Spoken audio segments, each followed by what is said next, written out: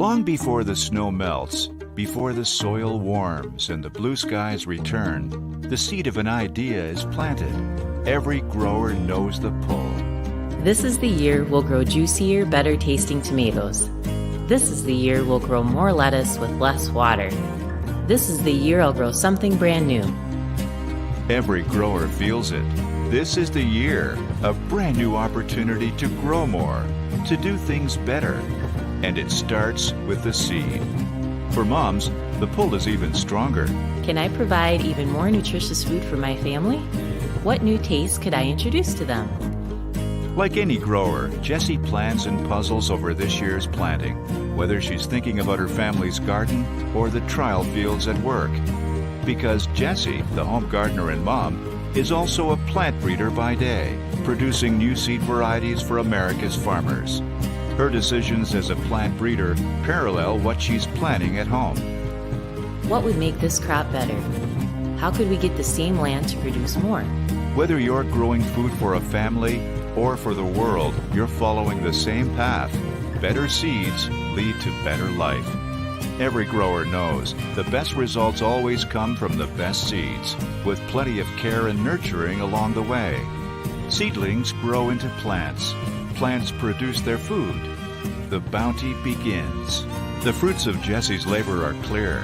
At home, the bushels of carrots, tomatoes, and cucumbers will provide nourishment for her family. And on the job, a healthy crop means a bountiful harvest for farmers and more nutritious and affordable food options for families at the grocery store.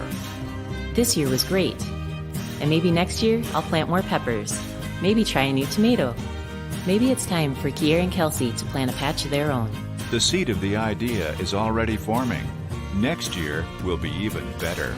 Better seed, better life. If you're a grower like me, you always have the seed of an idea in your head. And our ideas will grow into environmentally sound solutions for a sustainable planet.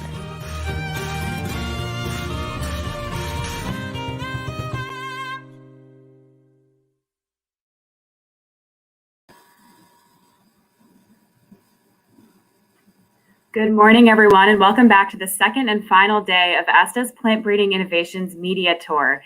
That video you just saw was filmed with Jessie Alt, who is a real-life mom, home gardener, and plant breeder, more specifically wheat breeder, with Corteva Agrisciences, one of ASTA's member companies. We have a great agenda lined up for you today, so we'll get right to it. First this morning, we're going to hear from representatives of Bayer about a collaborative approach to breeding for growers and consumers using peppers as an example. Our speakers today are Dr. J.D. Rousseau, Head of Vegetable Research and Development, and Dr. Murad Ebendaber, Head of America's Vegetable Breeding and Testing. Just a reminder to please type your questions in the chat box throughout the program, and we'll bring our speakers in live to answer those after the presentations. So Dr. Rousseau and Ebendaber, I'll hand it over to you.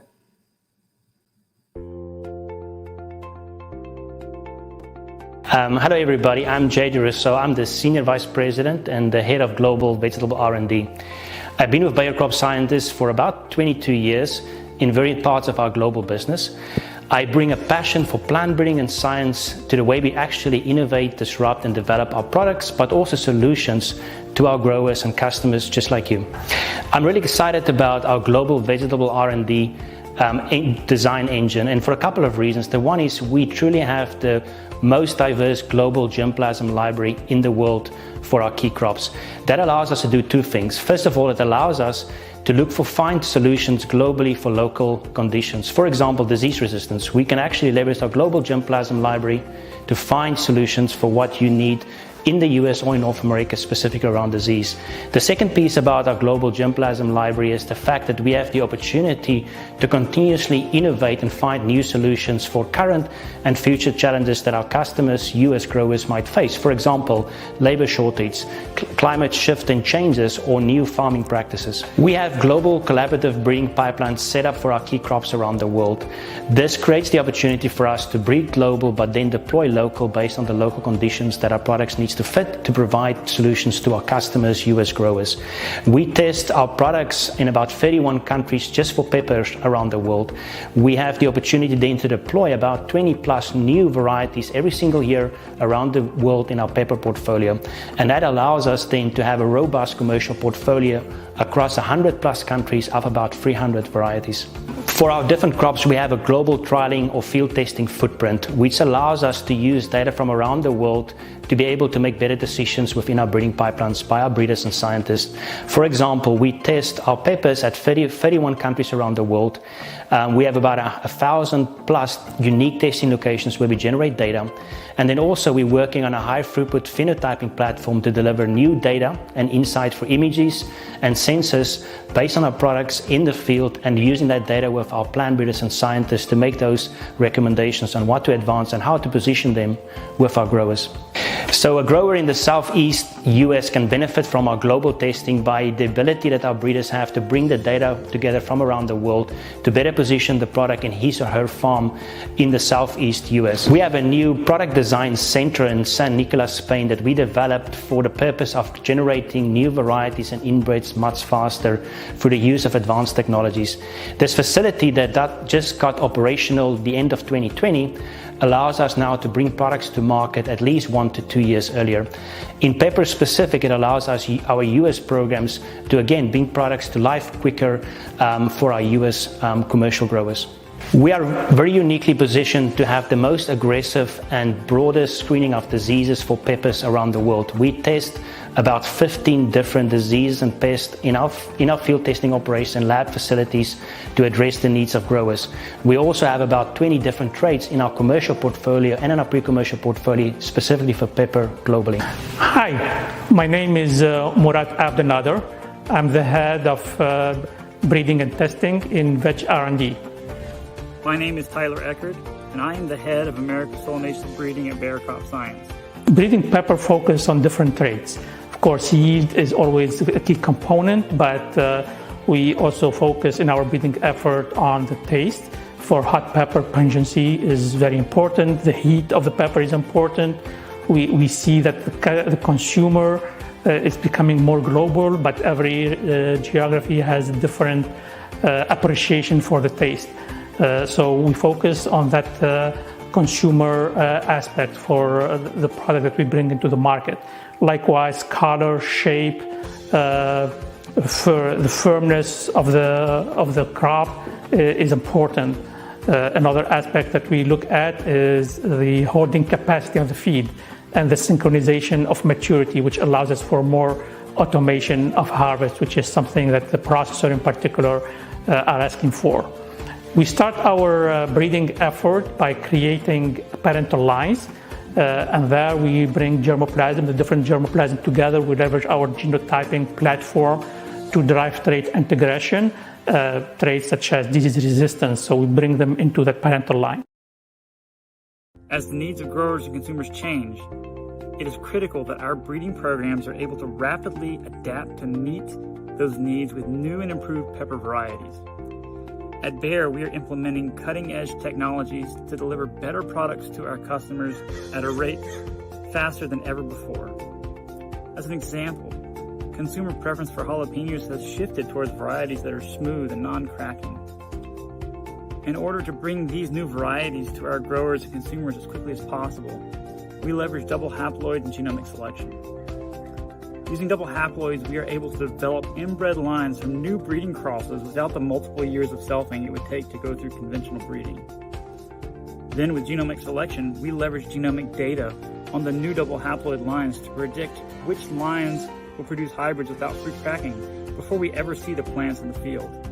This way we can get the right genetics into our pipeline as quickly as possible to meet grower and consumer demands. Hybrid assessment and testing is very important. We test in different environments. We try to test in the environment where the growers are growing our hybrids and products. We also try to leverage environmental data to make sure that we understand the interaction between the germplasm and the environment. And most recently, the data is also leveraged to understand how we can manage the crop better. So there is the germplasm, its interaction with the environment, but there's also the interaction with the cropping and the management system that the growers are using. So all of this is really facilitated by the amount of data that we generate either in our breeding nurseries or in the testing footprint that we have across different mega environments. Here at Bayer, we are committed to developing products that provide solutions for growers, customers, and consumers. Our products are characterized by high productivity, fruit quality, adaptability to biotic and abiotic stresses. For example, bacterial leaf spot is a major challenge faced by pepper growers across the Americas. Through our customer focus and innovation, our breeding teams at Bayer were able to be the first to develop and provide pepper hybrids with X10R resistance, providing resistance to all races of the pathogen. And we do this while improving yield and quality for our growers and consumers. In addition to ensuring our products hold up in the field, it is also critical that we understand the palates and preferences of our consumers so that we can provide desirable products to the dinner table. We have teams focused on understanding consumer preference and characterizing the composition and flavor of our products. For example, our hot pepper program must provide quality traits to meet a broad spectrum of consumer preferences. And our teams exhaustively characterize and select for the desired pungency level, shape, size, and taste to meet each specific market's demands. So first of all, our breeding starts by defining the product concept, and that product concept is driven by what do the growers or the shippers, the packer need from this product. So we understand the attributes that we bring in our product. Sustainability is a very important factor of all what we do. We try to bring hybrids that withstand diseases or withstand the lack of water and fertilizer, or that can valorize better water and fertilizers. We also focus on the quality. The growers, sometimes they are approaching market where quality attributes are more important than yield.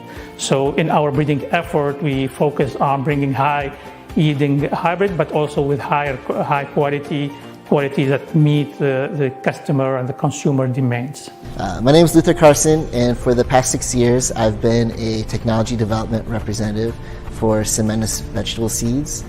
As a technology development representative, I take new hybrids from breeding and research each year, and I trial them directly with my growers in my region to test the hybrids under their conditions. We place trials with growers because there's no better place to trial a hybrid than in the location where it's going to be grown. And when we partner with growers, we want to get them to the field to see the new hybrids and talk about them, and we use those thoughts in our advancement decisions. It's important to have relationships with these growers because I want our products to meet their needs so that they can be successful for years to come. One thing I'm excited about in our pepper program are the robust disease packages that we can provide, especially in a crop like red bell peppers where they have to sit in the field for a while, and we can stack in nematode resistance and powdery mildew resistance. So one of the things that make any R&D organization successful, including ours, is the fact that we have a very diverse, innovative, passionate and experienced R&D organization, and that covers people that are plant breeders, data scientists, sensory scientists, pathologists, engineers and agronomists. These folks around the world help us deliver our products with passion to our growers and find those local solutions.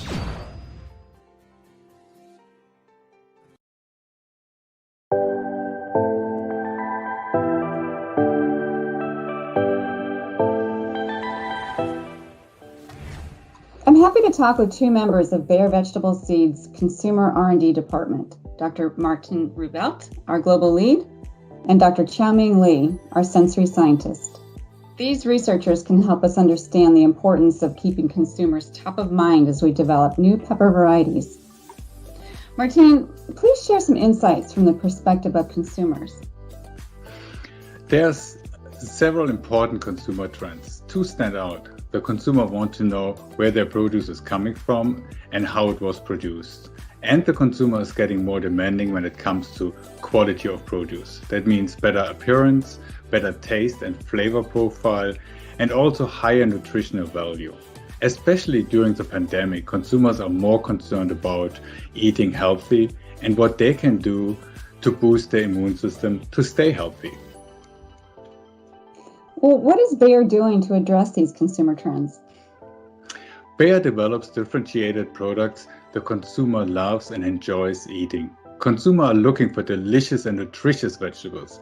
Vegetables need also to be fun, colorful, and easy to be consumed.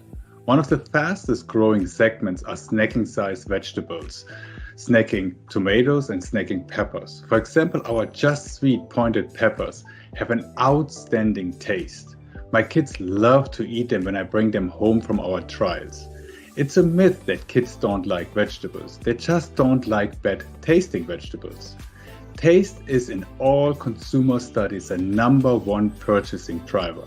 Therefore, we spend a lot of effort to understand consumers' preference to ensure we develop pepper varieties the consumer really wants. Dr. Lee leads our global consumer sensory team and can elaborate on that.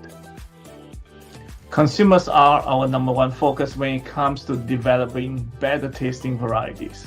You and I are consumers. We decide how much we like a product in microseconds. The amazing part is it all happens subconsciously. We use all our senses, vision, aroma, taste, texture, hearing, etc. Not only the decision is subconscious, it is also holistic. That means the brain combines all the feedback from the senses and form one judgment. Like it, or I want more of it. We test with consumers globally because we understand it is important to know the local preference. Different countries may differ in their preferences. A positive feature in one country may be a negative feature in another country, and vice versa. Well, talk to us about peppers specifically. So can you give an example of pepper product development? Some time ago, our breeder discovered a yellow pepper variety that has a unique shape, color, and taste. Well, because it is unlike a typical pepper variety, the team decided we needed consumers' feedback on this. We then conducted a large-scale consumer study in a geographical area of the selling region.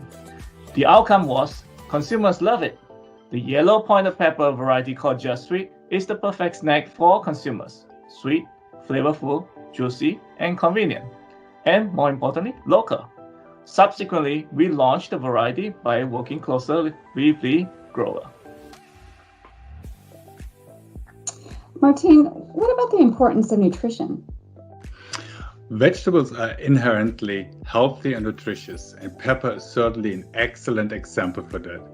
Peppers are low in calories and loaded with good nutrition. They are excellent sources of vitamin C, A, and E, potassium, folic acid, and fiber, to just mention a few.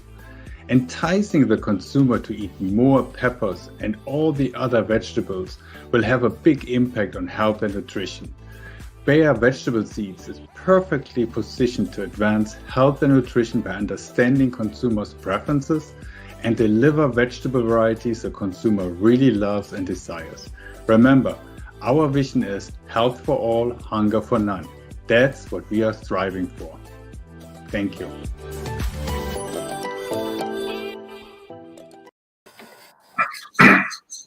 Thanks so much for that great presentation. Doctors Rousseau and Abendauer, I'll have you up here to come and answer some questions. I see quite a few coming in. Good morning, everybody.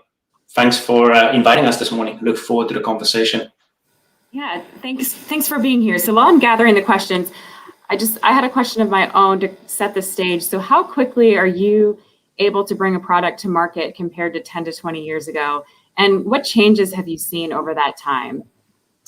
Yeah, so maybe I can answer that question quickly. So the way that plant breeding is done across multiple crops, including peppers, is really to think about on working on processes and how we can speed up the product development cycle. So the way plant breeding works is we make up individual populations and crosses, and then we put it through an inbreeding process and a testing process over several years to test our products under the right grower environment or home gardener environment, and then we take products that we really properly test to market. And that process depends on the crop and the world region, take anything from 8 all the way to 15 years.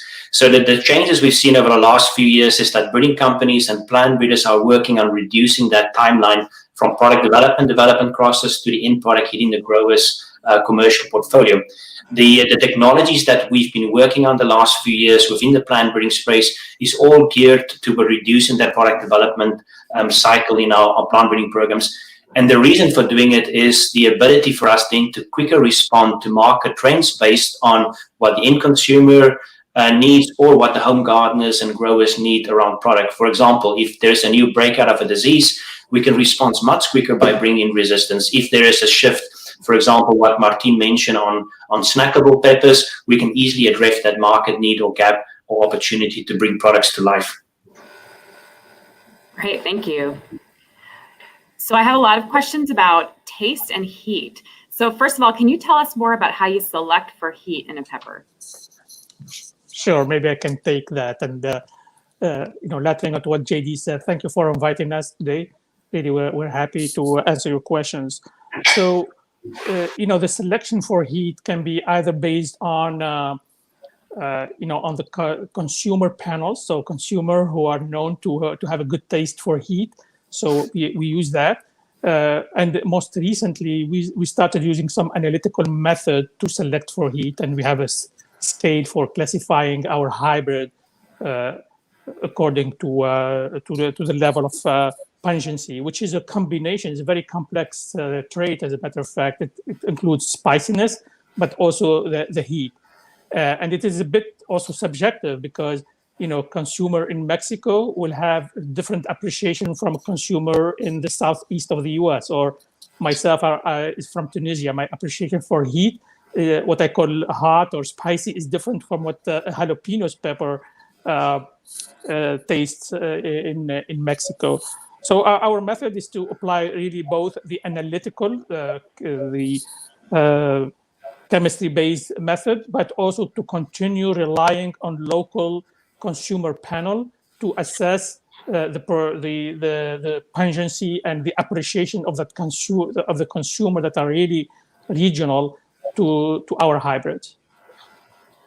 Great. So, and going along with that, so you kind of spoke to it, that it seems to be regionally, there's preferences across regions, but do you see any general trends? Are consumers asking for hotter peppers than what is available today? I think what's available today serves the need of a diverse consumer community. What we see is there is, because we move more, pre-COVID, of course, we used to move a lot, and you can see that the taste has evolved. I remember when I was living in Tunisia, as I said, and I traveled to Europe, I can notice that the European, they eat less hot pepper, for example, or spicy food. When I started, in the past years, I can notice that the European, for instance, they have more appreciation for that food because there are more, people who moved around the world. So we can see that demand for hot pepper and for that pungency is increasing in a way. There is more demand for that compared, at least my personal experience, compared to 10, 20 years ago. With that, we need to calibrate the hybrid that we are developing for the geography where there is a tolerance for very spicy pepper, or for mildly spicy pepper. So if you look to in Asia, maybe the tolerance for the spiciness is higher compared to Europe or the Western Hemisphere. Yeah, maybe just I think what consumers want is really choice, correct? If I look at my situation as well, I want choice, I want to experiment, I want to try new flavors, especially when you think about, as Murad mentioned, being part of a global community. And I think that variation and options we want to see right through the year in our kitchens, correct? So it's really, really important to focus on those trends, and there are a trend to get things more spicy and more potent. And where do Seedless hot peppers rank on that heat scale? And are you working on peppers on the same range as something like a ghost pepper or a Carolina Reaper? Yeah, I cannot tell you exactly where we stand compared to other, but I know that we tend to a diverse and a global, the demand. So if you look at our program in Asia, we rank pretty well compared to other hybrids in that region. Likewise, in Mexico, be it our jalapenos, anchos, serranos, we look at that punchiness and try to be tending to the different demands of the consumer community. In terms of developing new types, we are always looking at the market trend, the market demand, and trying to meet that expectation.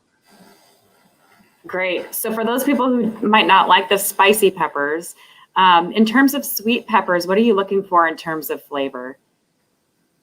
Yeah, again, it's the sweetness. So, and of course, sweet pepper, the longer you leave it on the vine, the sweeter it becomes, correct? And the more vitamin C it brings. But we're looking at ways to bring that sweetness and that high vitamin C content, even if you harvest early, for example. Back to what Martin was saying, snacking pepper we see it as a very interesting segment. What we feel like probably is going to represent a new consumer trend, and we are very actively breeding to bring snacking pepper that is sweet, but also probably with less seeds, so that that experience is better for the consumer. Maybe just the other component that we also focus on is the actual storability of peppers, correct? Making sure that from the point that the grower actually harvests it and we need to pack it and ship it, and when it gets to our kitchen, correct, the product actually maintains its freshness, etc. Because that's really important if you think about sustainability and food security and just food waste for us in the US, it becomes really, really important. Then again, if you step outside of the US into Africa and Asia and those regions, the shelf life and that durability of the product to stay fresh becomes really, really important from a food security more than a food waste perspective.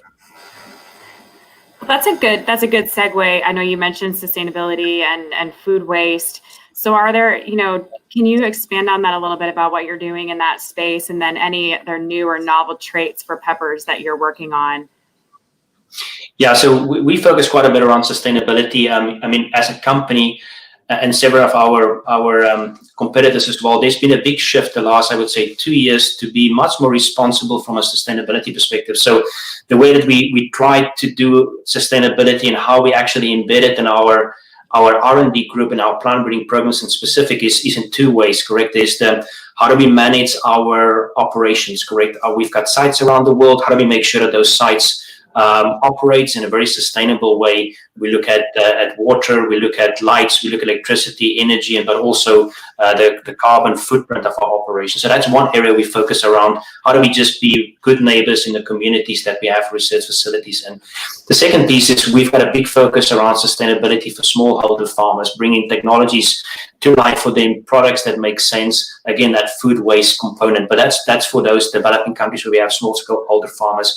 And then the space that I'm really excited about that we started working on the last few years is how do we think different from developing, for example, pepper varieties if you put a sustainability lens on it. So again, it's shelf life, things like taste and flavor, bringing those components together, and actually how we think about designing and breeding these new varieties that can actually help ourselves, but also our customers and end consumers from a sustainability perspective.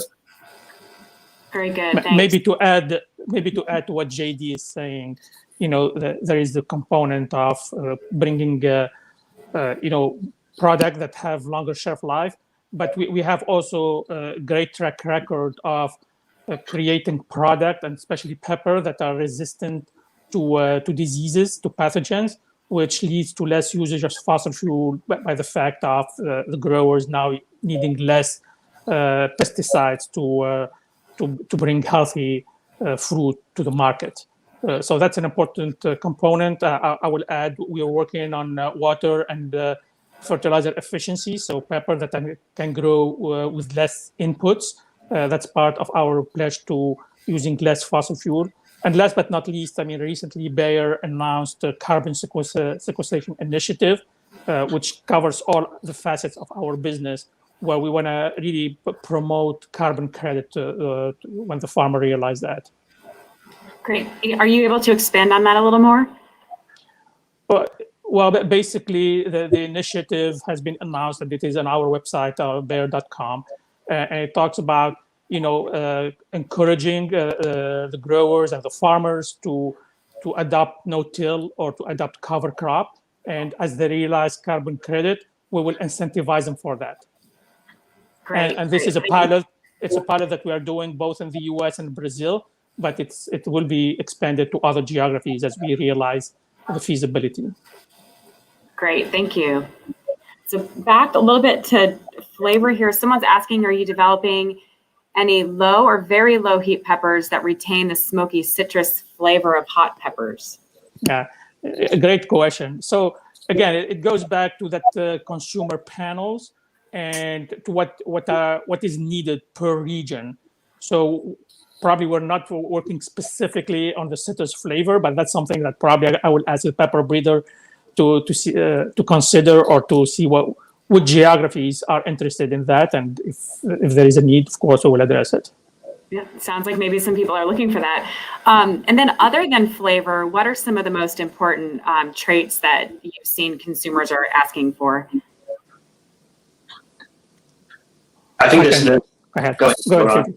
No, I think the big one is the shift to snackables, correct? So smaller peppers with different colors, less seed or no seed, and then the crunchiness, and again the shelf life component. So those are the things that we're focusing on, and you need to make it fun, as somebody mentioned earlier. You need to make it fun and exciting for our kids to eat it as well, correct? I've got a middle schooler and a high schooler, and since I've been more involved with vegetables, that it's a different conversation, correct? And I think the produce that we have access to in our kitchens is just making it more fun, and we will continue on that trend as an industry to create exciting ways to help the traditional value and the flavor and the taste of our vegetables as we go forward. Excellent. Great. I don't see any other questions right now in the chat, but we have a couple more minutes, probably time for one or two more if anyone thinks of anything. In the meantime, do either of you have anything to add that we haven't covered yet? Yeah, maybe I'll just add that the one thing that we value really around the world is we've got these global breeding programs set up to think about our global germplasm collection and global trends. But then the way we actually parse it down is to make sure that we serve the local grower, because that's where the product needs to be produced, but also the local end consumer, as several folks mentioned, because they have unique requirements around what they prefer in the local cuisines, etc., and nutrition.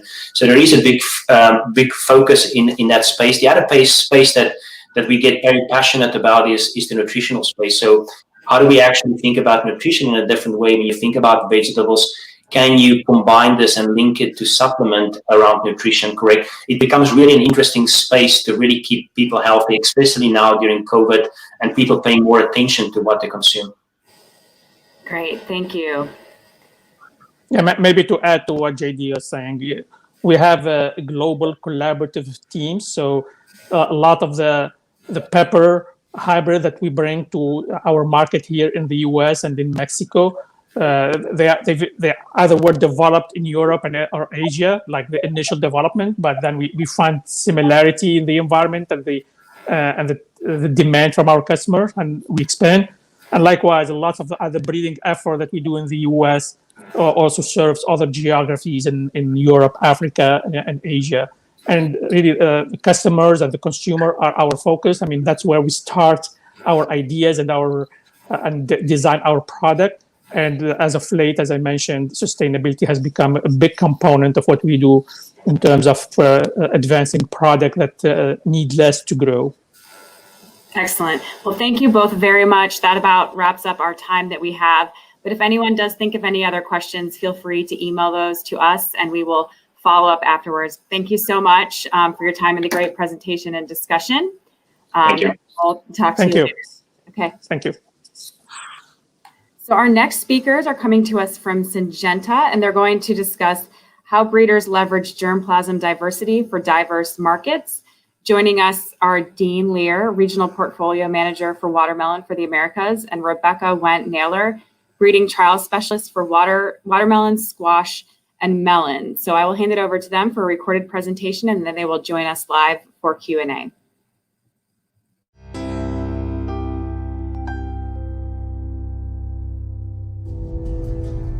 Growing populations and diminishing natural resources are just some of the challenges faced by growers today. As one of the richest sources of vitamins and minerals, producing healthy, tasty, and affordable vegetables in an environmentally friendly way has never been more important.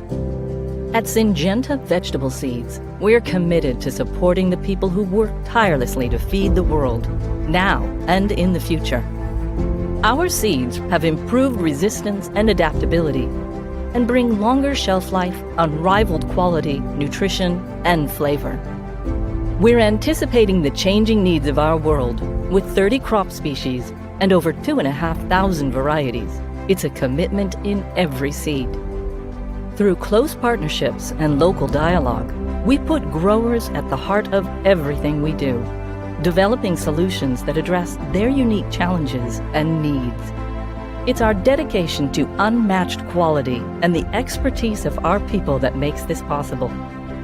2,300 employees in over 50 countries dedicated to the pursuit of best-in-class produce. At our world-leading R&D sites, trialing stations, and facilities across the globe, we work with farmers, academia, and environmental groups to unlock genuine value through innovation, bringing new varieties to market that address disease, changing climates, and evolving consumer demands.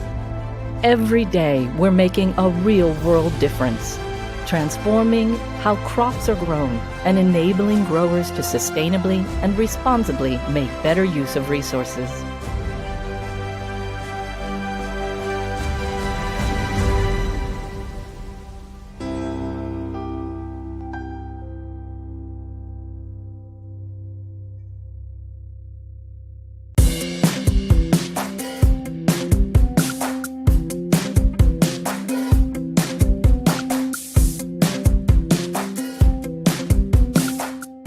I'm Dean Leary. I am the Regional Portfolio Manager for Syngenta for watermelons. First harvest was recorded over 5,000 years ago in Egypt and has since then grown to a worldwide dominant crop.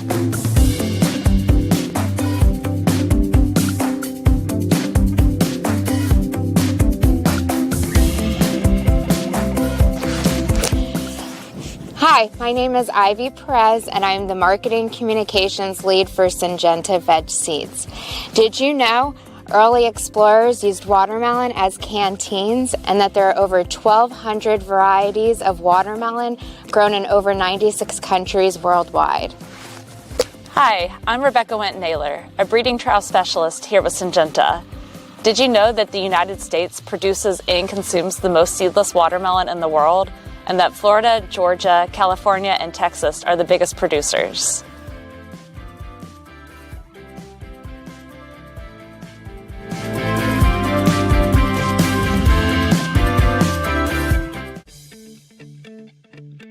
A lot of people want to know, how do you pick a nice ripe watermelon? Well, I cheat. I'm in the field, I take a knife out and I cut them in half.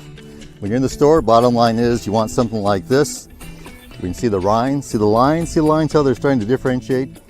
You'll hear people say, oh, the lines are breaking, the stop's breaking. You want that? You flip it over, you want a little bit of a yellow spot if you can find it, but a lot of times you won't see that on watermelon. The other thing is pick it up out of the bin, hold it, get that nice sound, kind of a thud, not a ring. Perfect.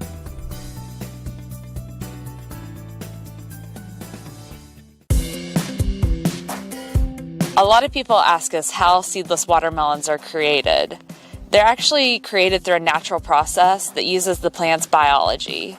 So chromosomes contain all the genetic material that hold the traits for all living creatures. Plants and animals can have different numbers of the copies of their chromosomes. For instance, humans have 2 copies of their chromosomes, making us diploids. Potatoes are considered to be tetraploids because they have 4 sets of their chromosomes. Around 50 years ago, watermelon breeders discovered that they could cross a diploid watermelon with a tetraploid watermelon to produce a seedless watermelon. We take a male diploid flower and cross it to a female tetraploid flower and then grow that fruit to maturity. We can then harvest the seeds, which are considered to be triploids or having 3 sets of their chromosomes. Triploids are naturally sterile, So when we grow these seeds, they will produce a seedless watermelon plant that makes seedless watermelon fruit. And Frankie gives a range of the types that you might see at the store when you go down and go shopping. I mean, there's everything from large size seedless. We have the small round seedless, which is very nice for the icebox you can put in the fridge. Seeded types, different colors, yellow flush, different rind patterns. Depending on the part of the world you're in, we'll have preference from some of the very dark green, what we call sugar baby types, the various types of stripes, the stuff you see in the U.S. We have something for everyone. And we're here today in our Naples Research Facility. Our Naples Research Facility is one site of many we have globally. We have actually 7 sites globally that we perform watermelon breeding at. In the United States we have Naples, and in California we have Woodland. Our focus and efforts being on the entire complete package. And that being disease resistance, quality, yield for the grower, a quality, desirable product for the consumer that brings them back for more. And we've been successful, starting with varieties like this, Fascination, and continuing on over the past 10 years. What I'm holding right now is a variety Fascination, which we first introduced approximately 8 years ago.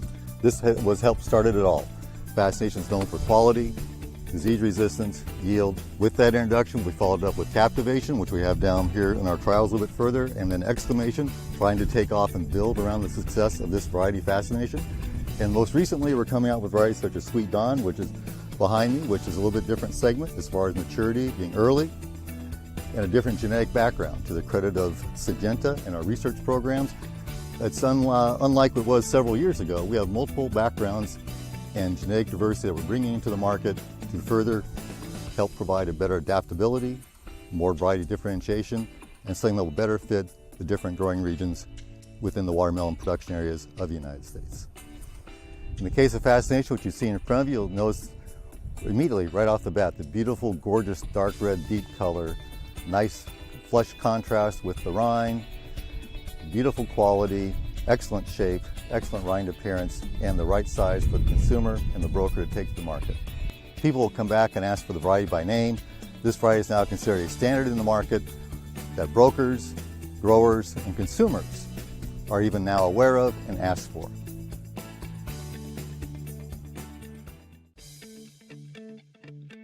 I'm Matt Kincaid, watermelon breeder at Syngenta, and we're here at our Naples Research Facility looking at the newest seedless watermelon variety in our portfolio, Excursion. Excursion's key features are a strong vine, large percentage of 36 count watermelons with a full disease resistance package of Anthracnose race 1 and Fusarium race 1. Excursion shows high adaptability to most seedless watermelon growing regions, and the key strength of this variety is its ability to make size under difficult conditions. Excursion has demonstrated high yields comparable to well-known varieties such as Fascination, Captivation, and Exclamation, with a nice, classy rind that shows really well in the bin. On top of all of those things, Excursion has very nice fruit quality, firm flesh, and is 2 days earlier than Fascination after transplant. Excursion cuts really well, has great firmness, crispy texture, and small pips, and is an excellent entry into any grower's seedless watermelon growing program.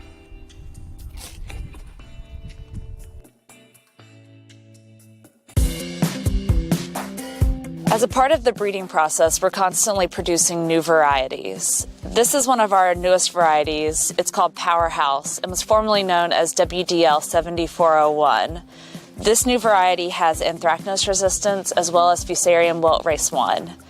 One of the reasons why we like this variety is that it produces really nice blocky fruit and it has a really thick rind, so that's great for shipping. One of the things that I really like about this variety is that it has really high sugar content as well as a really excellent flavor. This variety is now available through the Full Count program as plants and as seed.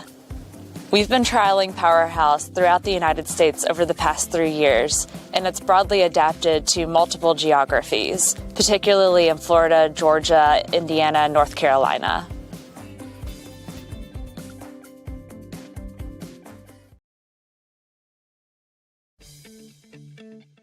We're at our Naples research facility looking at seedless watermelon variety Sweet Dawn. Sweet Dawn is the earliest maturing seedless watermelon variety in our portfolio. The key features of the variety are an attractive dark green striped rind, 74 days maturity after transplant, in other words 5 to 7 days earlier than Melody, with 16 to 20 pound melon size. It also possesses intermediate resistance to Anthracnose race 1 and Fusarium race 1. The key feature of this variety, in addition to the maturity and the size, is the incredible dark red fruit quality. This variety is going to be a great tool for watermelon growers to hit the early market with size and quality. Other features include dense flesh. We see less hollow heart in Sweet Dawn compared to most varieties, and a nice crispy texture. It's an excellent addition to the watermelon portfolio, and it provides watermelon growers with a key tool, something that's truly early versus the main season varieties such as Fascination, Captivation, and Exclamation to round out their program. Deliciosa, which you can tell from the name, this is designed for Mexico. It's done very well in Mexico. The unique item about Deliciosa, it's early, but you can tell it has a little bit of the darker stripe on it, what we call the darker crimson stripe that looks similar to Fascination. So a little bit richer rind color, a little bit more appealing to the consumer and to the buyers that you're selling to.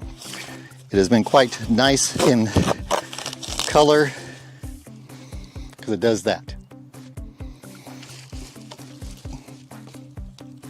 Extremely dark red color, very nice, good quality, high flavor, very good appeal, pairs well with Fascination. Two other varieties we have for Brazil are Manchester and our latest one, Liverpool. Manchester has dominated the market in Brazil for years. Large size, seeded type Crimson Sweet round, has done extremely well for several years. We have a new one called Liverpool. Liverpool basically takes the benefits and the value of Manchester and improves it. Bigger fruit, more yield, with the added benefit of powdery mildew tolerance. So you get the added benefit of powdery mildew with this over Manchester. You can tell fruit size has been big. We've had trials where our yield, we see a yield increase with Liverpool. So a lot of reason for the grower to grow Liverpool as the next variety that he can go and take to the market and deliver that, which is all quite amazing. Very firm, will take the transportation, large fruit, everything that both the grower and consumer desire. Hi, I'm Rebecca Wint-Naylor, a breeding trial specialist with Syngenta. Plant breeding relies on naturally occurring plant diversity to produce new hybrids. Here you can see some of the genetic diversity that Syngenta uses to produce these new hybrids, including the flesh color, rind pattern, and then fruit size and shape. Syngenta draws on one of the largest germplasm pools in the industry, so we're very interested in conserving genetic diversity. Using genetic and statistical tools, we're able to speed the breeding process to bring new hybrids to the market faster. This results in higher yields for our growers, better sustainability for the environment, and better tasting fruit for our consumers.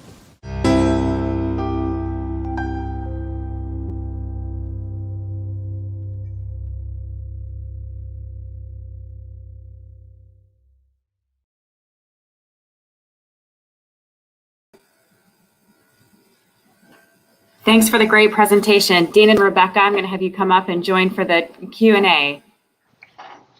Cool. Good morning. Good morning. Good morning. Good. As we're waiting for some questions to come in, I wanted to ask a question first.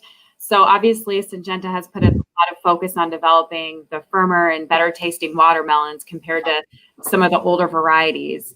How do you think that this research has benefited growers and consumers, and what do you see on the horizon for the future? Good question, because what we did is that one picture you saw with all the different kinds of watermelons and stuff, we pull out of that background some of these different types of germplasm we get to play with. Because I have one of the best jobs in the world. I get to eat watermelon all day. And we've identified some backgrounds that are firmer. And besides being firmer, the bigger thing is they retain the liquid inside the cut product better. Because what we need to do is design something so when you and I go down to the store and want to buy watermelon that's already cubed up, ready to eat, get rid of all that liquid that's in that container. And we have material that does that. It's firmer, but the bigger thing has lower purge, so you don't see this flush of liquid coming out of it. Because we need to get something within that realm so we can increase consumption and get a more desirable product that people want to eat and enjoy watermelon even more than what they do today. Great, thanks. So from a consumer's perspective, what are some benefits of seeded versus seedless watermelon? You want that one, Rebecca? Yeah, I can go for that one. I'd say that it really comes down to personal preference. Some people really just prefer a seedless watermelon over a seeded watermelon. And really, it's your choice there. But one of the advantages of eating the seeded watermelon is that there are some health benefits for eating the seeds. They're pretty high in good, healthy fats and also protein, as well as some vitamins and minerals. But overall, it just comes down to what do you prefer to eat, a seeded or a seedless? Interesting. I did not know that about the seeds. And what we've seen in the market is that there was a great shift to seedless probably in the early 80s in the U.S. markets. And you talk to some of the old-time growers, when that shift occurred, all of a sudden there was such a high demand on seedless, they could barely sell all the seeded watermelons they had. And now the market in the U.S. has shifted to over 90, it's over 90% seedless watermelons right now. There's a lot of seeded watermelons, don't take me wrong. There's still a lot of seeded that's used in home gardens and local roadside stands, which are great. But it was driven by the consumers and the retail trade, where basically you go to the store and the most things you see now are seedless. And when they're harvested and done properly, they're fabulous. Great. How long does it take to develop a commercial hybrid? Oh, see, this is the fun question, because if you ask a breeder this question, they go into this long ad nauseum talk about how it takes 27 years to develop germplasm and genetics. And that's really, no, sorry, don't buy that. The reality is we have a wealth of germplasm, and what I tell the breeders and people like Rebecca, because she's one of the key people involved, is that from the time the breeder makes that cross, and I look at it in his trials on station, that variety is either going to be dead in 2 years or we're going to be selling it by the 3rd year. That's it. Because if we identify something good, we need to bring it to market quickly. Otherwise, you're not a serious player. Yeah, and to echo off of that, we'll look at it at our stations in Florida and Georgia, and then pick maybe 5 to 10 of the best varieties that we see in those locations. And then we trial those throughout the United States to see how they're going to perform. And from there, we might only pick maybe one variety and push that one onto commercial. But we do a lot of commercial testing just to make sure that it's going to perform well before we take it into the marketplace. Because within the realm of doing that, part of the reason is, and we've been successful in doing that, is because we have probably, legal told me I can't tell you what % share we have, but I can tell you that probably 1 out of 2 watermelons that you eat come from Syngenta. So we are very, very successful in the market. We need to bring new items in the market, new innovation, and be quick about it. We have people like Rebecca, who's one of our best ones, who basically, when I go out and look at her trials, it's very simple. If it doesn't pass the test of Rebecca, I really don't care. I don't want to look at it anymore. And then we identify, we move, keep moving, bring in some new traits, new disease resistances, and we proceed. Thank you. Let's see. Are you trying to breed more watermelons with shorter vines or earlier maturing for home gardens? We've got a few that fit in that realm, because the trouble whether in the home garden or in a big field is that a grower is picking a specific area, and he needs yield and needs quality. Well, so how do you get more yield? We can get more yield a few ways. One is trying to get a shorter vine so you get more fruit in a given area, or try to make it a more viney plant to again get more fruit in a given area. There are some bush types in the if you look in the germplasm repository. There's some what they call bush types, but nobody's been really successful with those yet. So but we've been trying. But for the home gardener, there's some pretty good seeded varieties out there that if I was a home gardener, that's what I would start and work with, because they take up less room and a few other things that would be very good for a home gardener to try and have some good success. Going along with that, any advice for home growers who want to grow seedless watermelon in their gardens? Ooh, growing seedless is a pain. I mean, I gotta be honest with you, it's a pain. And the first thing they need to do before they try to get seedless is make sure you can grow. If you can grow a seeded watermelon first, then worry about it. And to do that in a home garden, watermelons take up a little bit of room. You need some room for it. They like heat. They like a lot of sun. They like a relatively well-drained soil. So the way you do that is you cheat. If I was a home gardener and I wanted to plant one in the backyard, what I do is I make myself a nice little mound of dirt. I probably go down to like Home Depot and get some real soil versus the crap I'm farming. Work it in, put a little compost, make a nice little raised area, maybe a little small raised bed. There's some seeded types. You go on the websites. I would start with, there's a variety we have that's been around a while called Quetzalli. It's spelled Quetzali. And you can find that in some various of the home garden catalogs and areas.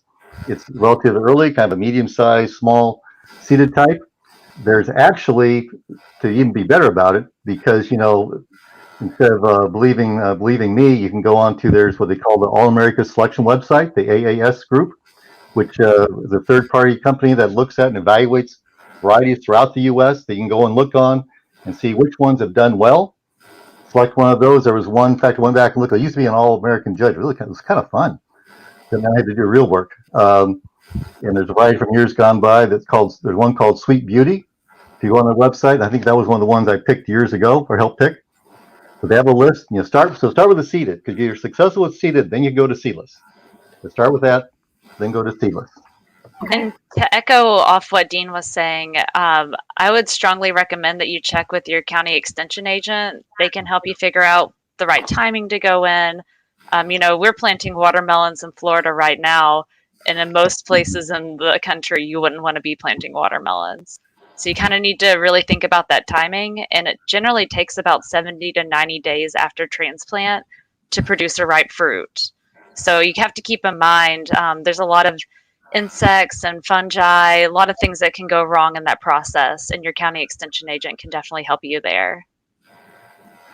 Great, thanks. Okay, so most stores only carry 1 or 2 watermelon varieties. And if you wanted to sample many varieties, is there a retail option for a homeowner?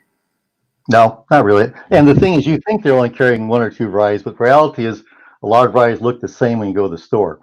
There's probably, we commercially sell, probably the bulk of our sales is probably 7 different varieties. I'm not sure if I was a homeowner, I could tell that when I went to the store.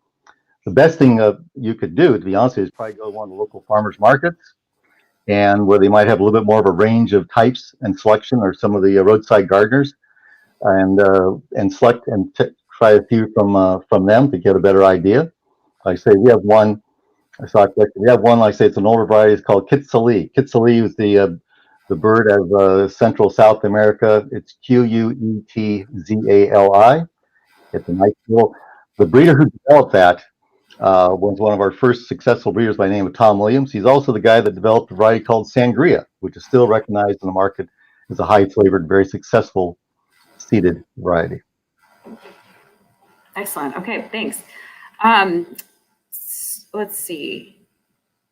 How has the changing climate impacted watermelons in recent years, if you have seen that happen, and what are you doing to address those changing conditions?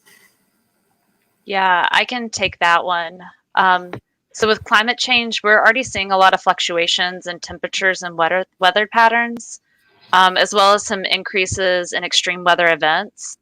So to combat this variability, we're really trying to select the most resilient new varieties that are widely adapted and can withstand adverse weather conditions better than their predecessors. And we do this by testing our new experimental hybrids with their current commercial growers throughout the United States.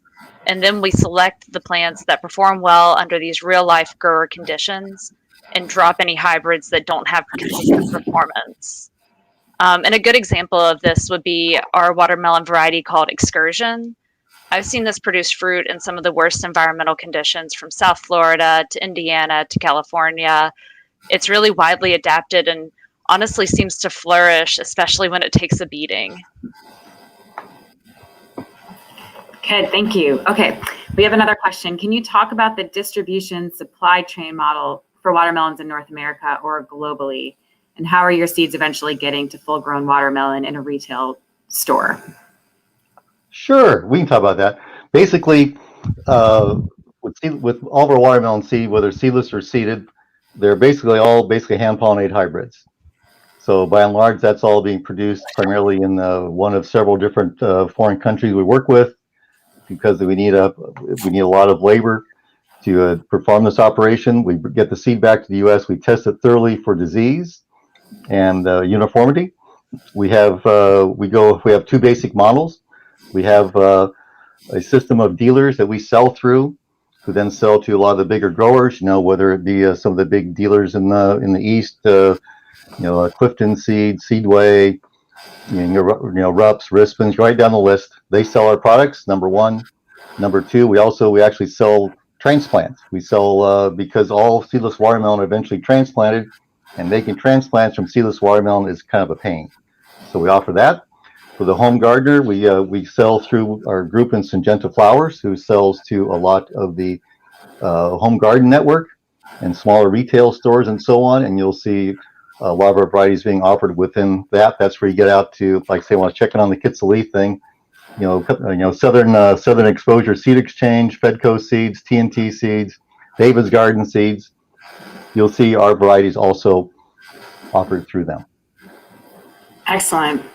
Well, thanks, Dean and Rebecca. I don't see any other questions at this time. We have a couple more minutes in case there's any last minute comments that you'd like to make. Otherwise, if we did not get to your question or you think of something later, please feel free to continue putting those in the chat box or send them to us via email, and we'll follow up after. So Dean and Rebecca, any final words?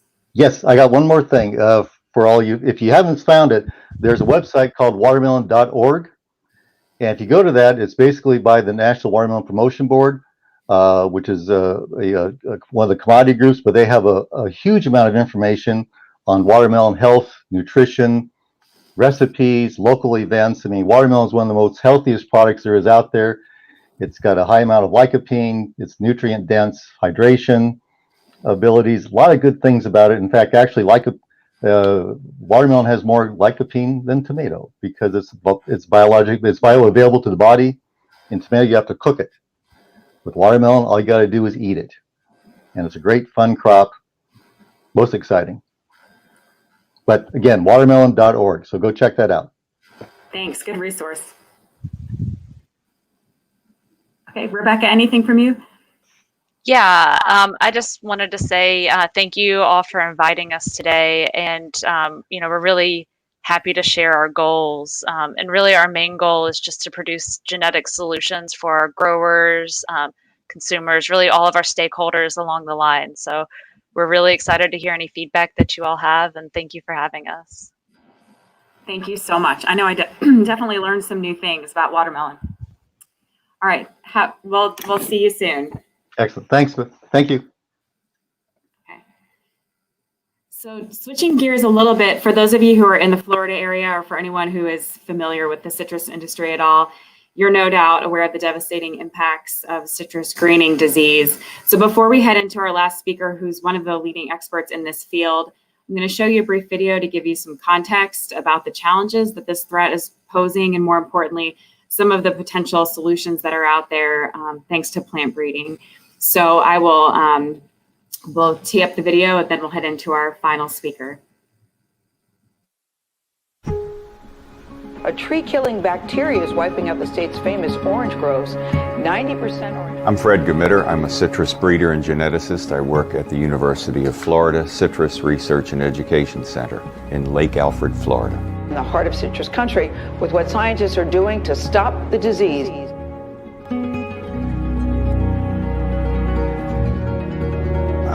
Agriculture, and I think all humanity as a result, faces some real serious challenges going forward.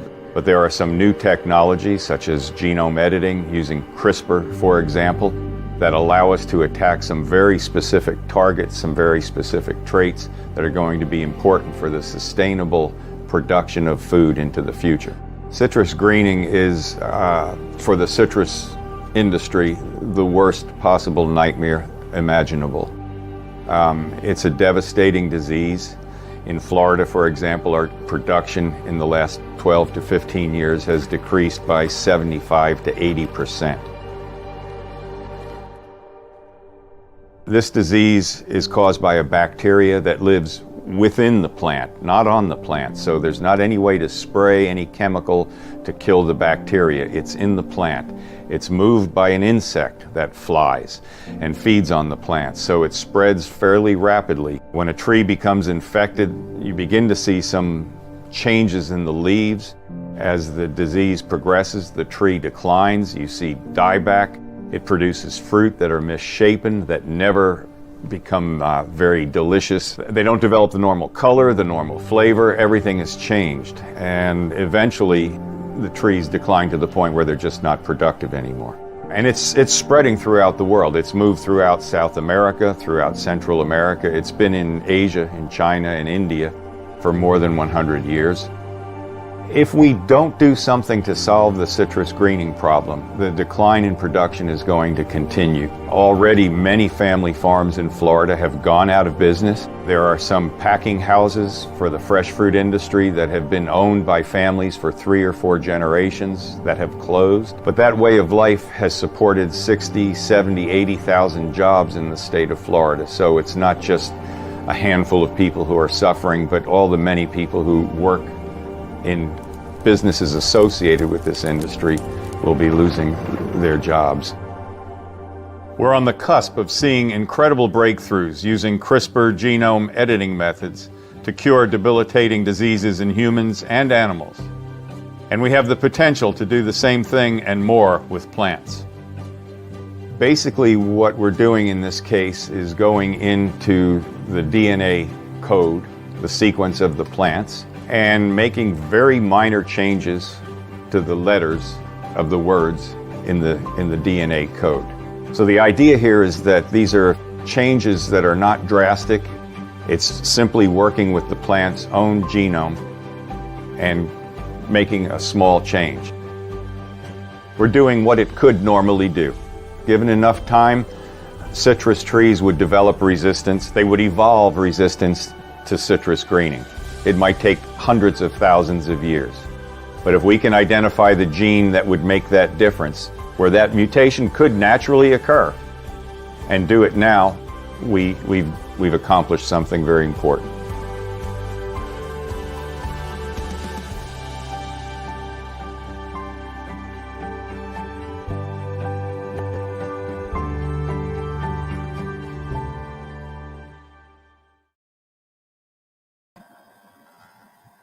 Joining us to wrap up our program today and to give us his expert insight into the future of plant breeding is Dr. Fred Gmitter, who you just met in the video. Dr. Gmitter is a research foundation professor in citrus genetics at the University of Florida.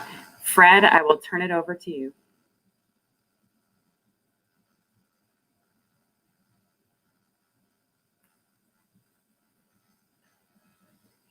And Fred, if you want to share your slides, or we can pull them up from our end. Yep. I think that you're muted.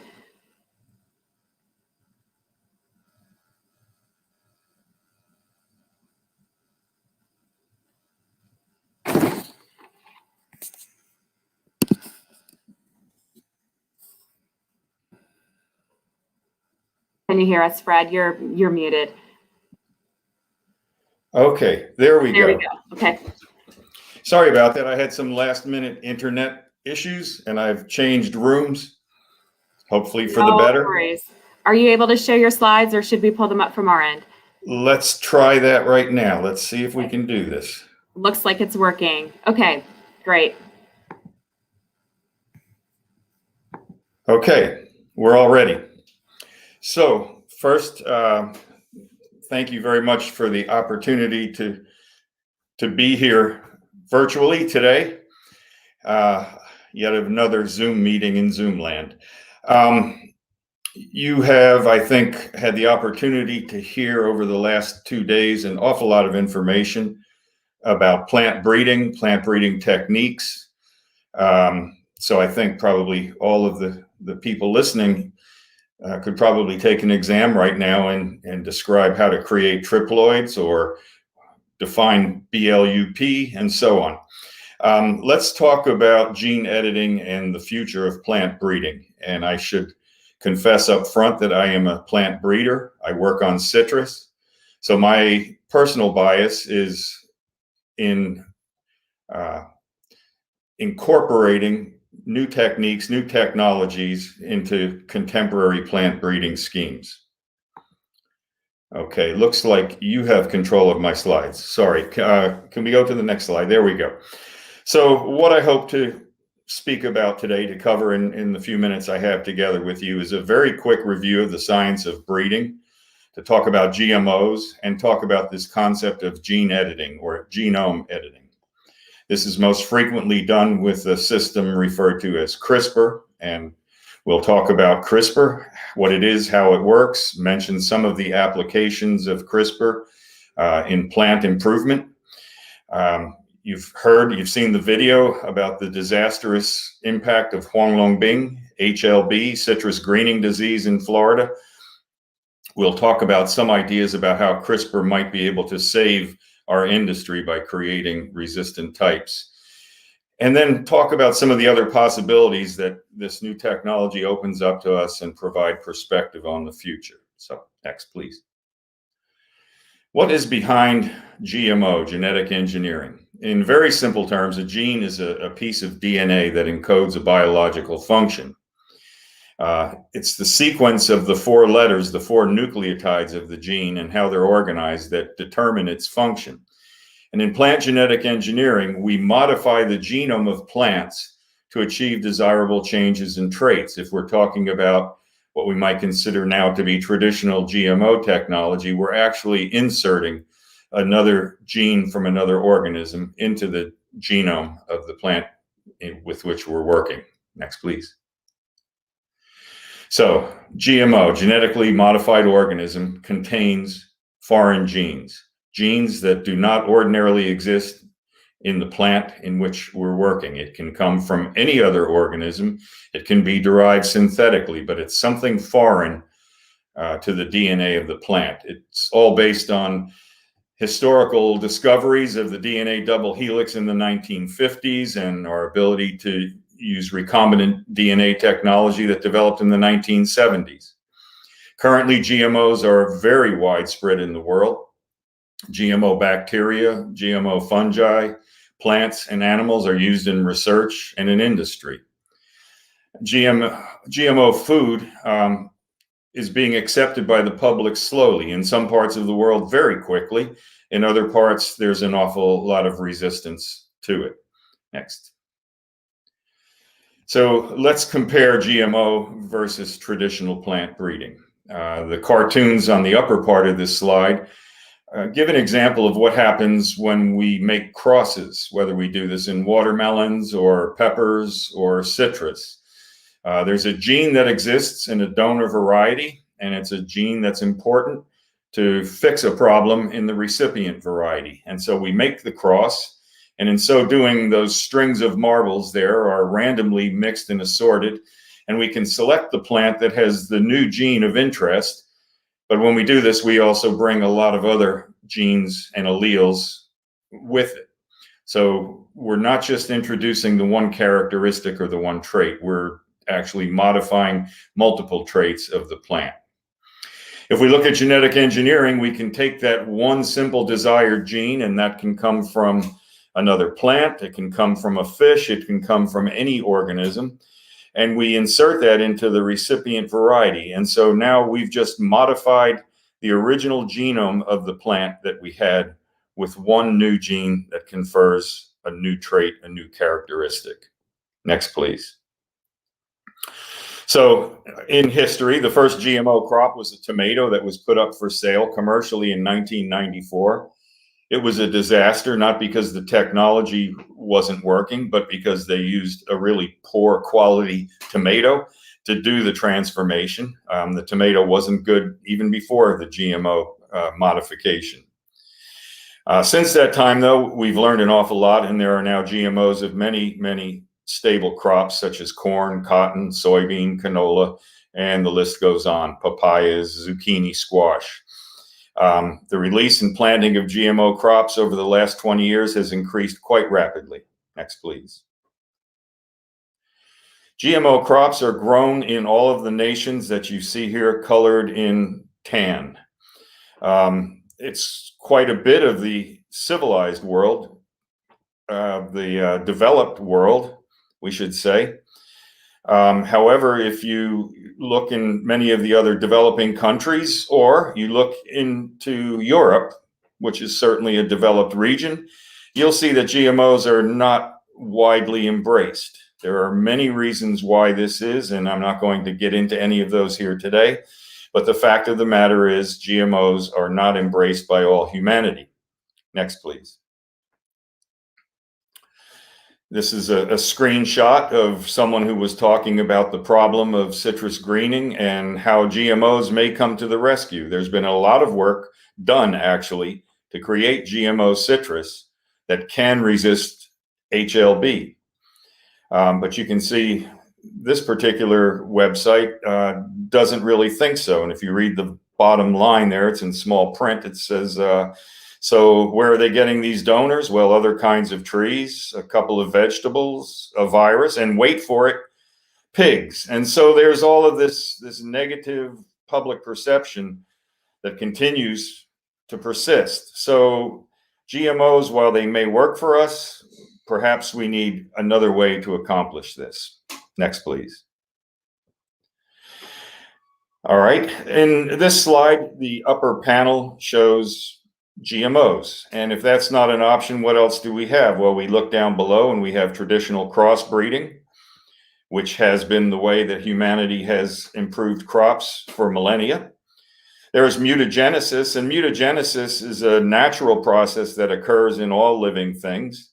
It can also be induced by treating plants with radiation, for example, to cause certain changes in the phenotype of those plants. And our third option is gene editing, and that's where we're going to talk today. The word CRISPR has been widely circulated. No, we're good on CRISPR, please. Yeah, widely circulated in the public media. Everyone has heard of CRISPR. People have heard of CRISPR being used to modify the human germline, so it becomes a very contentious, challenging technology in some sense from the PR point of view. But CRISPR at its best is really nothing more than taking advantage of some natural chemistry that can induce a mutation in a plant that is not any different from a mutation that might naturally occur given enough time and enough selection pressure. Next, please. CRISPR seems new, but it was first reported in 1987, at least the phenomena of bacteria producing enzymes to digest incoming virus attackers. It wasn't named until 15 years later in 2002 as CRISPR. Its role in immunity was defined in 2005. We learned about some of the different kinds of enzymes that can be used. The most common one used is Cas9, which cleaves, which cuts the DNA molecule. In 2012, we learned how to target that Cas9 to very specific regions of the genome. And this is the key to the use of this technology. We're targeting something very, very specific.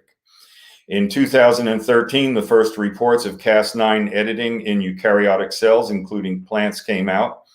And in 2014, actually, the first paper was published on the use of CRISPR in citrus. Proof of concept that we could go into the citrus genome and edit genes. Next, please.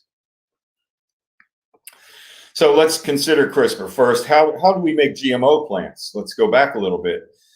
We make bullets of foreign DNA, and this can include these foreign genes or CRISPR, which in fact also is a foreign gene.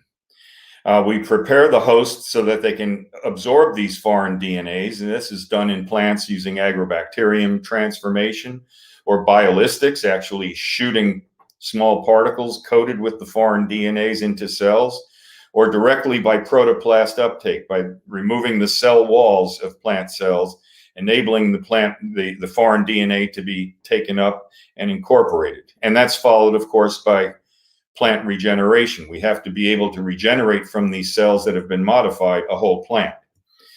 What is CRISPR? Well, it's clustered regularly interspaced short palindromic repeats, of course.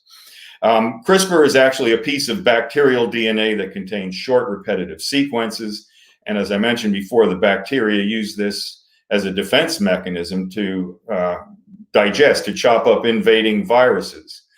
And we've learned that we can make this work in plants to make small changes at most places in the genome. Next, please.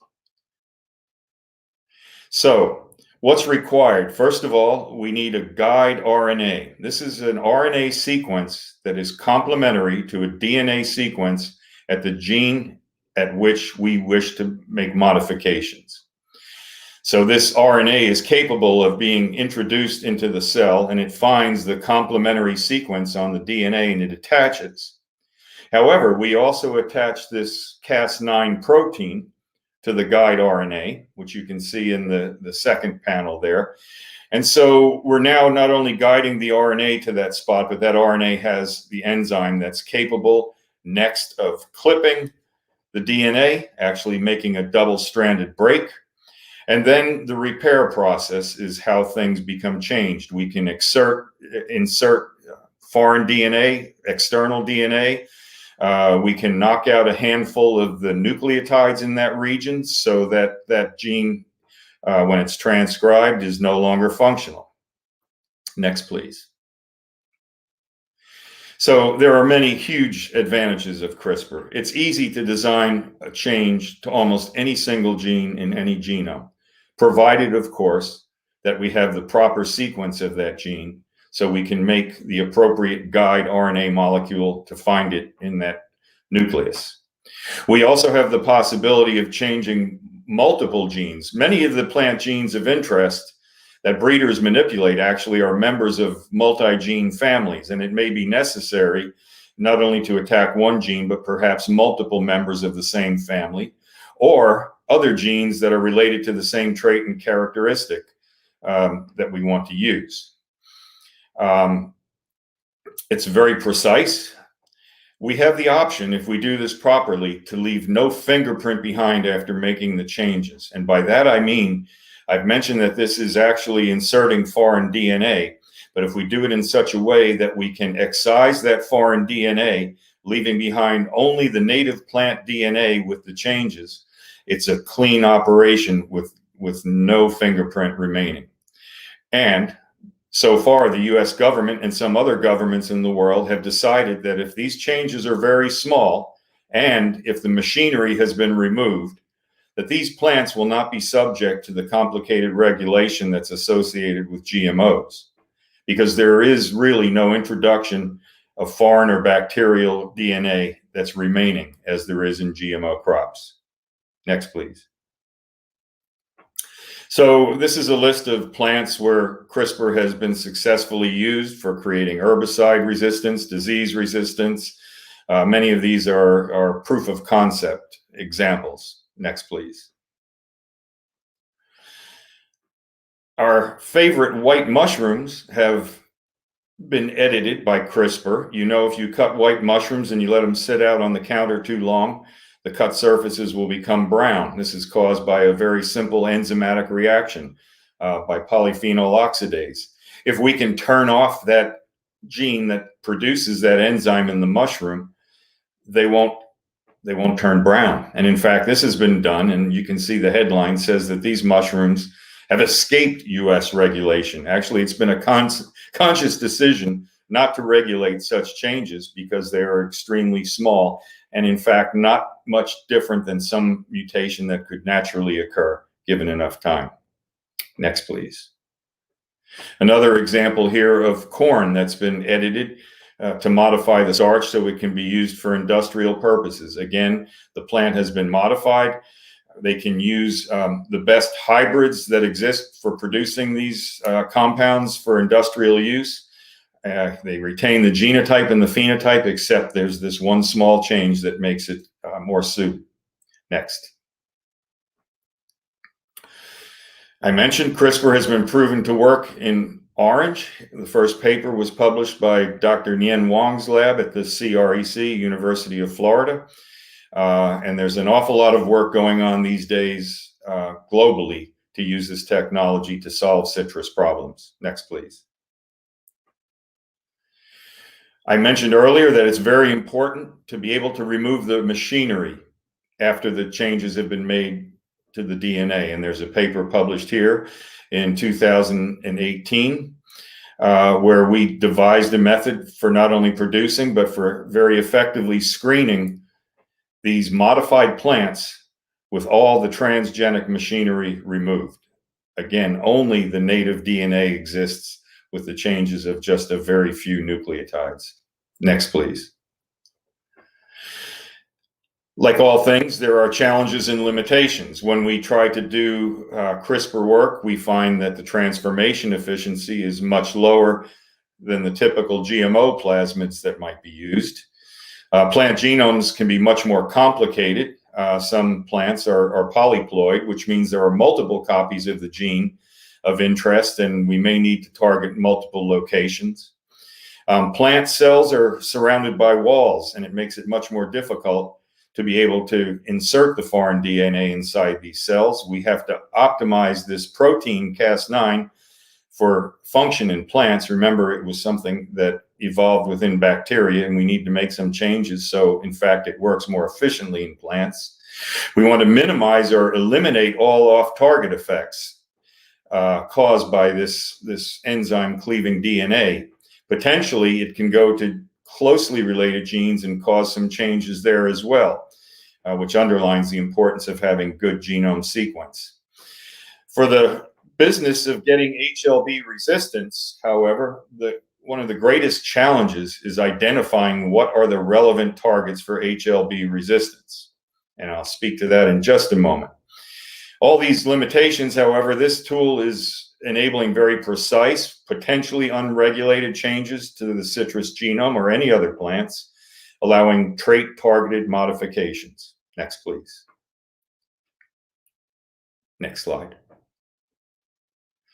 This is a very complicated slide that I don't want to explain. I want you to look at it and realize this is very complicated because this is a map of all of the potential cellular, biochemical, and molecular interactions that would take place when that C. liberobacter, that's the bacterium that causes greening in the upper left-hand corner, when that interacts or enters into the citrus cell, a number of things are involved in the host pathogen interaction. It's not a very simple process, so it's not easy to identify a single gene that we can attack with this technology. Next, please. So researchers in Florida and California and really around the world have been targeting a number of different genes that we find from other studies that are potential targets for HLB resistance. It may very well be that we need to target more than one. In the history of plant breeding, single gene resistance to diseases almost always breaks down very quickly. So to have long-term durable resistance to this disease, it's very likely that we need to hit a number of different targets. Next, please. On the left-hand side, you can see a number of approaches for how we might be able to do some of this. We can, for example, use CRISPR to go in and change a resistance gene from one that's not so resistant to one that is very resistant. Alternatively, in the second line there, you can see a string of susceptibility genes. These are genes that interact with something from the pathogen that stimulates or causes the cascade of events that leads to the disease syndrome. If we can take out these receptors, the plant can't develop disease. We can go ahead and modify the promoter. We can modify structural parts of genes. So there are a number of different strategies now that we have in hand where we can use these molecular CRISPR scissors to go in, cut DNA, and make changes. Next, please. I mentioned earlier that what we're doing is really not much different than naturally occurring mutations. This is a classic example in citrus. The first grapefruit known to humankind was white-fleshed and had about 50 seeds per fruit. It was introduced into the US in 1823. If you go to the market today, however, you can buy these seedless, beautifully colored deep red grapefruit on the right-hand side. This is the result of a series of mutations that's taken place over the last, in this case, the last 150 years to get us to 1970. That red color is lycopene, the same pigment that you saw in those beautiful watermelons a few minutes ago. And lycopene is produced in the carotenoid biosynthetic pathway. It's an intermediate. There is an enzyme called lycopene cyclase that digests or changes lycopene into beta-carotene. What happened in grapefruit that made it go from white flesh to red is that lycopene cyclase no longer functions. A naturally occurring mutation. Now, potentially, we could take a white grapefruit and using CRISPR go in and debilitate the gene that produces the enzyme that causes this reaction. And we could, by CRISPR, produce a red grapefruit from a white in a very short period of time, certainly much less than 150 years. Next, please. So talking about grapefruit, there's an issue that's known as the grapefruit juice effect. And quite simply, this is the result of some chemicals that exist inside of grapefruit that are called furanocoumarins. The furanocoumarins interact with enzymes in the human gut that are involved with the metabolism of drugs that we take. Furanocoumarins knock out the function of our enzymes. So when we're taking statins or we're taking blood pressure medications, instead of the normal amount of metabolism that would take place, the metabolism is knocked out and the amount of drug that you actually find in the blood is much higher than in the absence of grapefruit juice, leading to potentially risky situations. What can we do about this? Next slide, please. This is a selection that we released. It's called UF 914. It's a grapefruit hybrid. It was made not by CRISPR, but by breeding. And it's very, very low in furanocoumarin while retaining all of the characteristics, the color, the flavor, and the aroma of grapefruit. Next slide, please. When we tested the furanocoumarin content of UF 914, there are 3 members of the furanocoumarin family listed here, Paradisum C, 6,7-DHB, and bergamotin. And we compared 914 with the Hudson grapefruit. We saw that the most bioactive of all of these furanocoumarins, Paradisum C, was not detected at all in 914. And if you look at the second and third most bioactive, you can see dramatic reductions in the amount of furanocoumarin. So potentially this is a variety that might avoid the grapefruit juice effect. Next, please. 914 originated as a triploid. You heard something about seedless watermelons. We performed the same sort of crosses, a diploid low-acid pomelo crossed with pollen from a tetraploid ruby red. We used embryo rescue to recover the embryo that grew to be the tree that's known as UF 914. The cross was made in 2002, and we released the variety actually quite quickly in 2012, 10 years.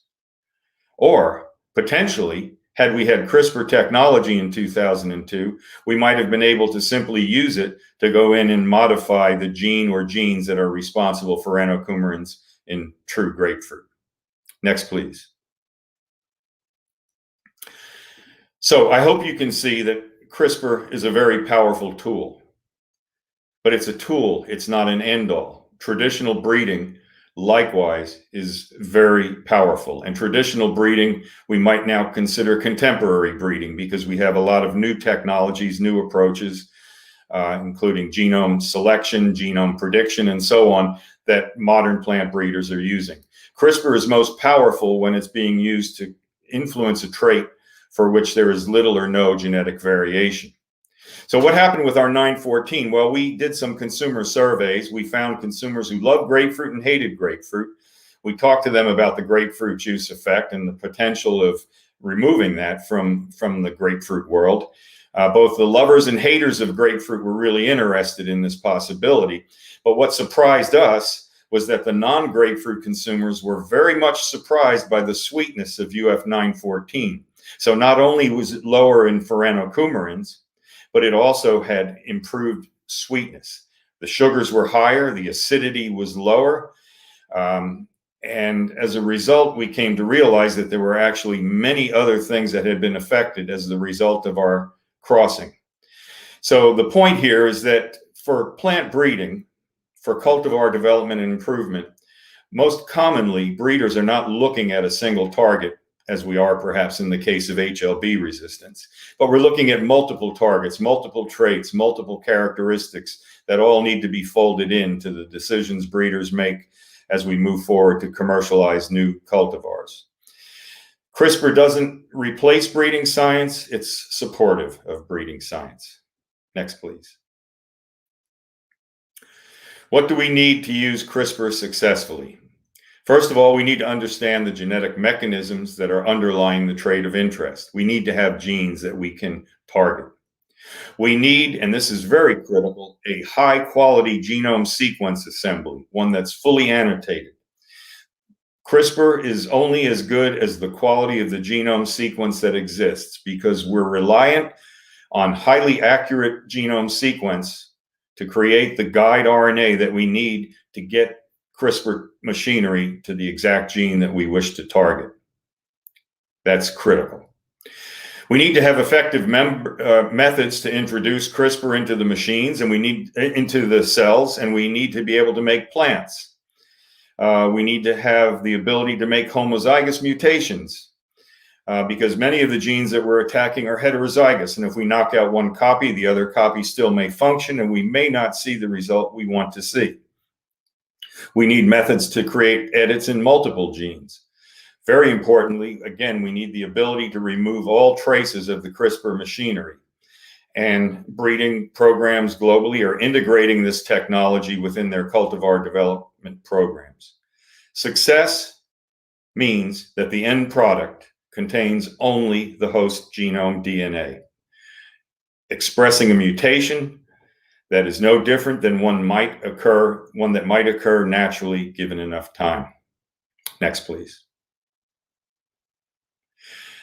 That's my last slide. I'll leave you a photo of some of the beautiful fruit genetic diversity within citrus.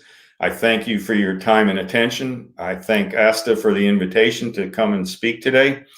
And I'm ready for whatever questions we may have. Thank you.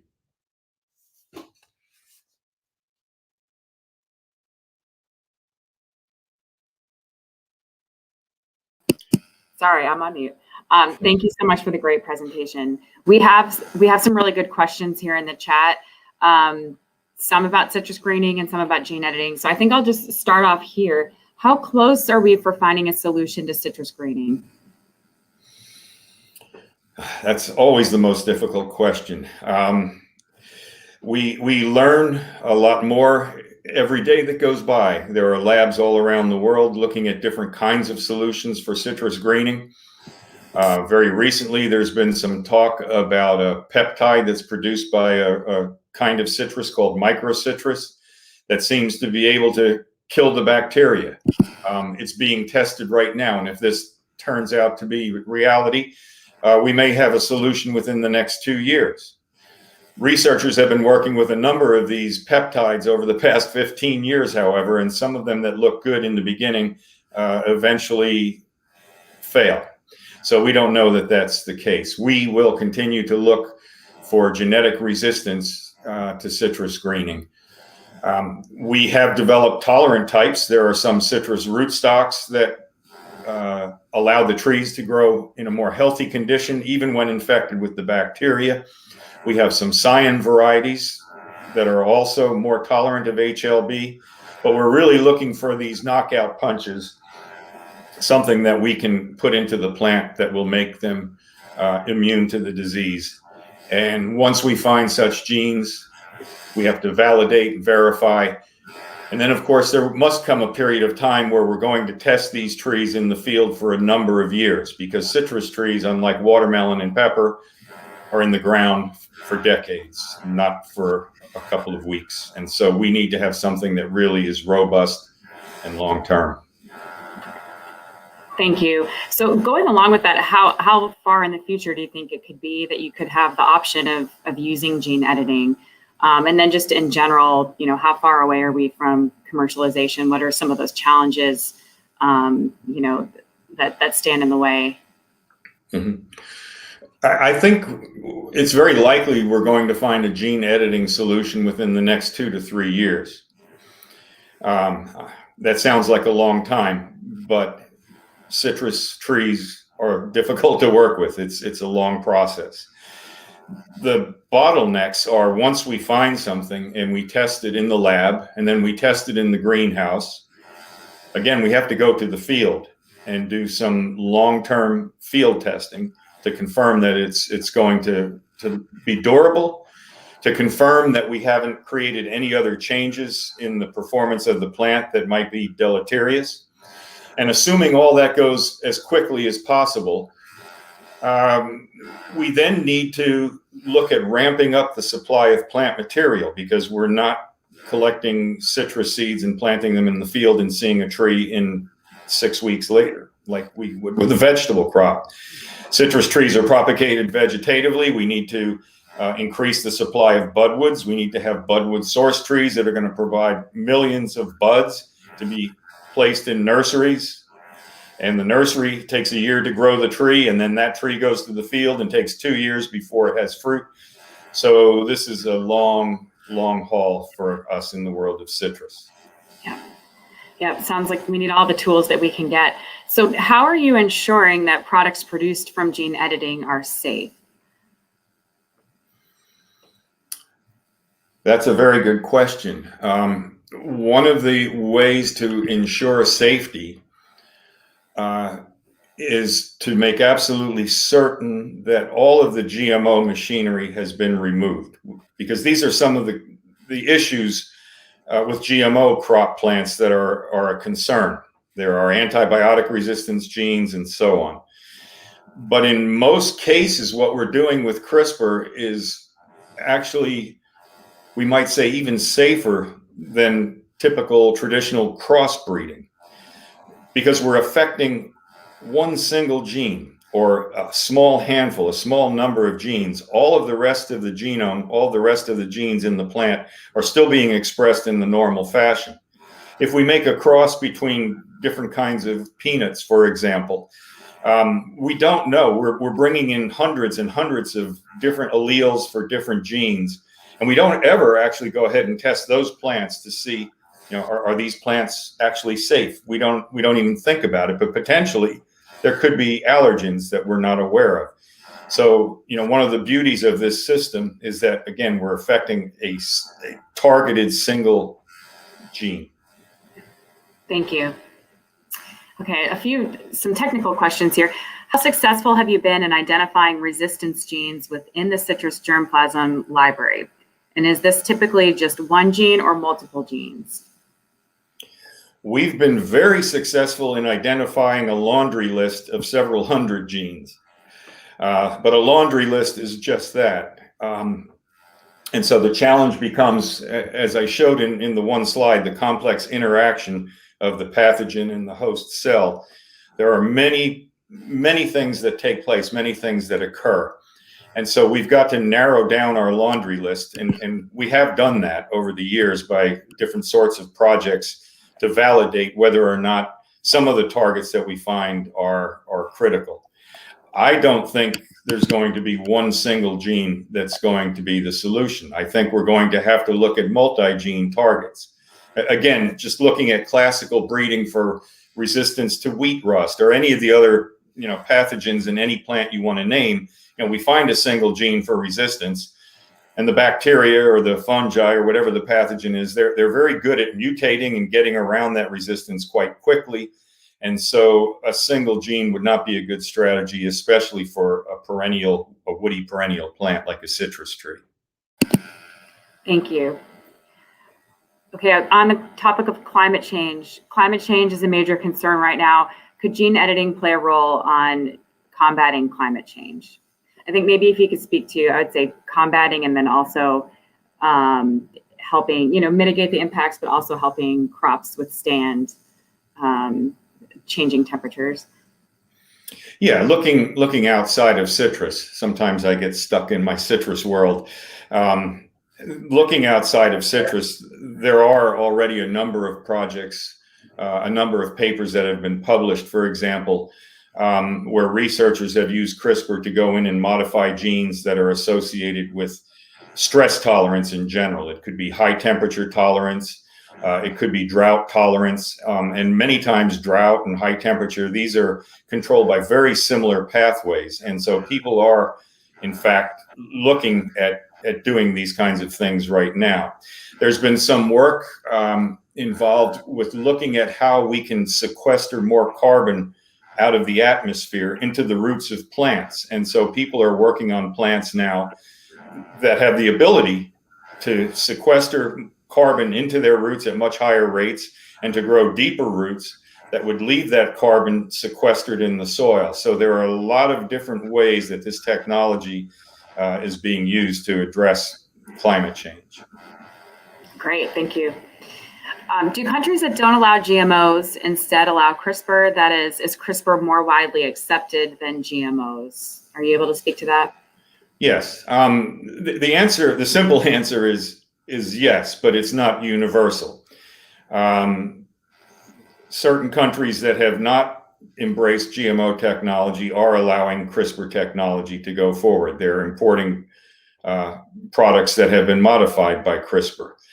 If we look at our friends across the Atlantic Ocean in the EU, however, the EU community has decided that CRISPR plants are no different than GMO plants. And so currently they're being regulated in the EU. There's a lot of pushback on that because the reality is a CRISPR edited plant is substantially different from a GMO plant. Yes, the reality is we use GMO technology to get CRISPR into the plant to make the modifications. But again, there are some very clever ways to excise that machinery. And in the whole plants, in the end, there's nothing left except the native DNA if we do this process properly. And those mutations, again, are not different than mutations that occur naturally all the time. Thank you.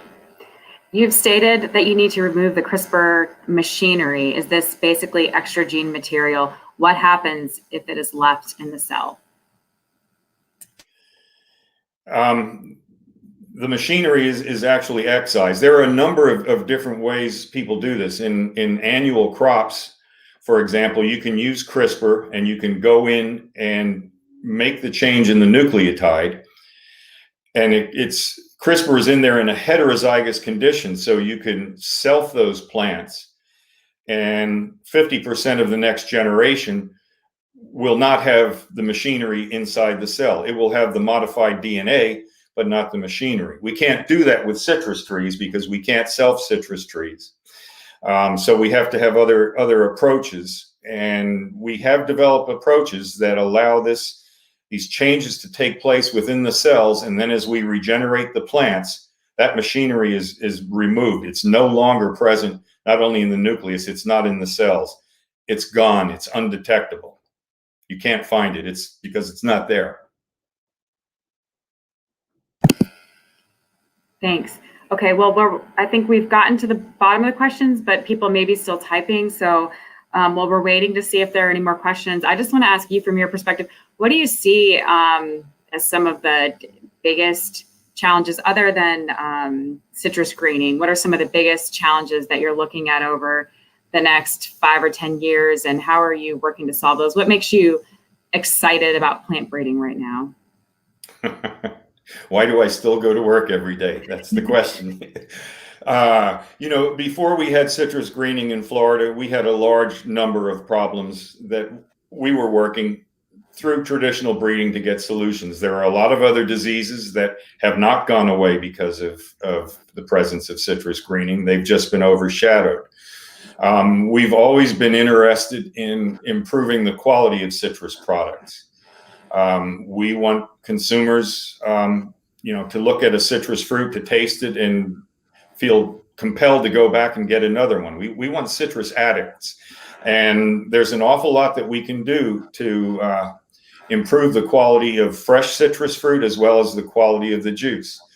And we're looking at all sorts of breeding approaches to do that. CRISPR is another tool we have in our toolbox to accomplish that. Great, thanks. I wish we could all be in person with you and sampling some of the citrus right now, maybe next year. I do have another question that came in. Could gene editing completely replace the need for GMOs? I seem to have lost my sound. Oh, we can hear you. Oh, can you not hear me? Can you see the chat box?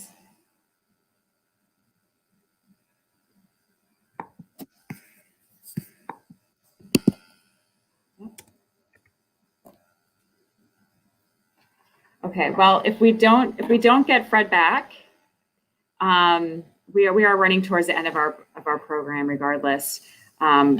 But I want to thank you all for being here. If Fred did not get to answer one of your questions, please feel free to continue typing those in the chat box. You can also email them to me, and I'll be happy to follow up with him and get any questions to you that he may not have had a chance to answer. But thanks for great questions and a great discussion. And we just really appreciate you joining us over these last 2 days. We hope you found it valuable, gained some new insight into plant breeding innovation and what's happening for our future. Please continue to use us as a resource and feel free to follow up with any questions or requests. We're always here to help. My contact information is here on the screen. So again, thank you for spending this time with us, and we look forward to staying in touch. Have a great rest of the day.